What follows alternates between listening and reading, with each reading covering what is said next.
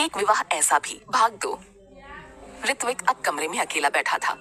ना चाहते हुए भी उसकी पुरानी बीती यादें उसके जहन में ताजा होने लगीं। अपने हाथ में पकड़े एनवेलप को खोलकर अंदर रखी तस्वीर को देखने की हिम्मत उसमें नहीं थी। वो बस एकटक उसको देख रहा था, इस असमंजस में कि वो उसे खोले या ना खोले। ऋत्विक अपनी सोच में ही गुम था, इतना ज्यादा कि उसे पता भी नहीं चला कि उसने कब एनवेलप खोल दिया था। जब एकाएक वो होश में आया तो उसने खुले एनवेलप को देखा। वो उसे बंद करने लगा, पर न जाने क्या सोचकर उसने उसमें से तस्वीर निकाली। तस्वीर वाली लड़की को देखते ही ऋत्विक की आंखें हल्की सी बड़ी हो गईं। तस्वीर में एक लड़की थी, नीला सूट पहने, सादगी से भरपूर। तस्वीर ऐसी थी मानो जैसे वो लड़की खुद सामने वाले को अपनी गहरी आंखों से देख रही थी। ऋत्विक उस तस्वीर में इतना ज्यादा खो गया कि उसके अंतर मन में कुछ आवाजें उठने लगीं। रिकी आओ ना, पकड़ो मुझे। नहीं पकड़ पाओगे, मैं तो बहुत दूर हूँ तुमसे, पकड़ के दिखाओ तो मानू। और एकाएक आवाजें उसके जहन में तेज होने लगीं। पर इससे पहले कि ऋत्विक का ध्यान टूटता, उसने खुद को संभाल लिया और उस तस्वीर को देखते हुए कहा, क्या कर रहे हो ऋत्विक, वो जा चुकी है। और ये बोल वो फिर से तस्वीर अंदर रखने लगा कि उसकी नजर दूसरी तस्वीर पर गई।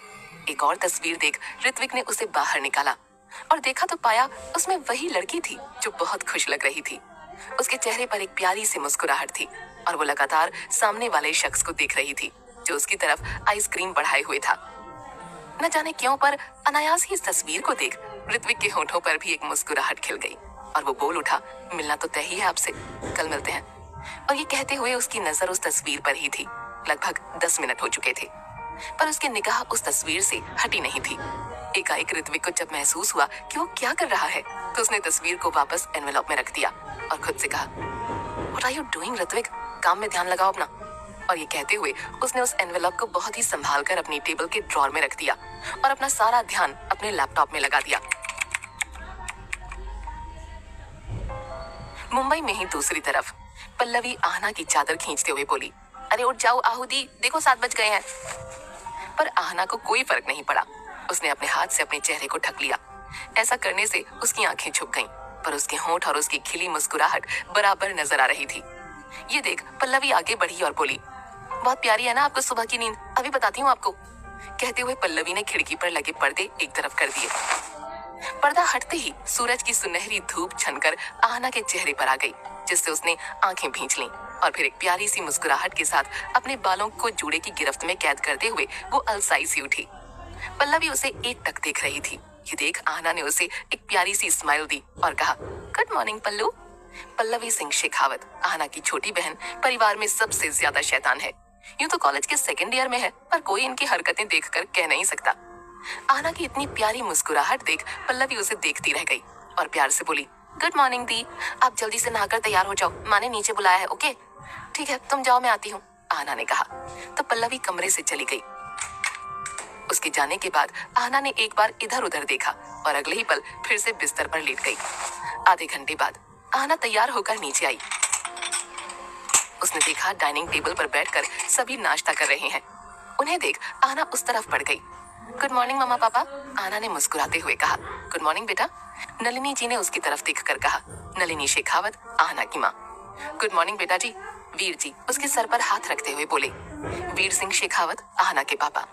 सभी से मिल आहना पल्लवी के साइड वाली चेयर पर बैठ गई और अपने लिए नाश्ता सर्व किया और खाने लगी।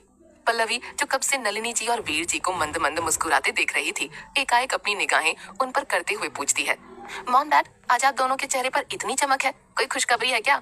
पल्लवी के अचानक ये सवाल करने पर नलिनी जी और वीर जी चेप जाते हैं। वहीं आहना भी अपना ध्यान उनकी तरफ करती है तो देखती है कि कुछ तो अलग था। नलिनी जी और वीर जी खामोश थे कि देख पल्लवी और आहना दोनों ही उन्हें घूरने लगे। उन दोनों को ऐसे घूरते पाकर वीर जी हंस दिए तो वहीं नलिनी जी ने उनकी आंखों में देखा तो वीर जी ने पलक झपका दी। उनका इशारा पाते ही नलिनी जी ने सहजता से पर प्यार से कहा, वो दरअसल बात यह है कि आहू आज आपको देखने के लिए लड़के वाले आ रहे हैं। ये सुन जहाँ पल्लवी को खांसी आ जाती है तो वहीं आहना शर्म से अपना सर नीचे झुका लेती है। कुछ पल की शांति के बाद पल्लवी पहले तो नलिनी जी को देखती है और फिर आहना को और फिर कहती है, आप सच कह रही हैं मॉम? अरे ऐसी बातें कोई मजाक में कहता है भला? नलिनी जी ने कहा तो पल्लवी के चेहरे पर एक बड़ी सी स्माइल खिल गई। उसने ज्यादा कुछ नहीं कहा, बस चोरी चोरी आहना को देखने लगी। वहीं वीर जी ने आहना को सर झुकाए देखा तो कहा, आओ बच्चे आप शाम को 4 बजे तैयार रहना, रिश्ता बहुत अच्छे घर से आया है, बाकी आपकी किस्मत। ये सुन आहना ने प्यार से कहा, जी पापा, और नाश्ता करने लगी। शाम होने में कुछ समय था, इसलिए आहना अपनी डेस्क पर बैठे हुए अपनी डायरी में अपने मन के जज्बात लिख रही थी। डियर चमचम की पुड़िया, आपको पता है आज हमें लड़के वाले देखने आ रहे हैं। थोड़ी सी नर्वसनेस भी हो रही है और थोड़ी सी बेचैनी भी, पर अगर मम्मा पापा ने हमारे लिए किसी को चुना है तो वो अच्छा ही होगा ना। न जाने कैसे होंगे वो। जितनी बेसब्री से हम शाम होने का इंतजार कर रहे हैं, उतना ही हम इन चीजों से बचना भी चाहते हैं। महादेव बस हमारे साथ रहना, कुछ गड़बड़ ना हो जाए। और ये लिख आहना डायरी बंद कर देती है। डायरी के कवर पर एक पिंक कलर का चार्ट लगा हुआ था और वहां पर सुनहरे अक्षरों में लिखा था चमचम की पुड़िया। शाम 4 बजे नलिनी जी नीचे हॉल से आवाज देते हुए बोली, पल्लवी जाकर देखो आहू तैयार हुई कि नहीं, टाइम हो गया है, वो लोग आते ही होंगे। जी मॉम, मैं अभी देखकर आई, पल्लवी ने जोर से कहा और अपने कमरे से बाहर निकल अपने साइड वाले कमरे में चली गई। दरवाजा खुला था, इसलिए पल्लवी अंधाधुंध ही अंदर बढ़ गई, पर कमरे के अंदर आते ही उसके पैर एक जगह थम गए। सामने आहना बैठी थी। उसने लैवेंडर कलर की ऑर्गेन्जा की कुर्ती पहनी थी और साइड में दुपट्टा लिया हुआ था।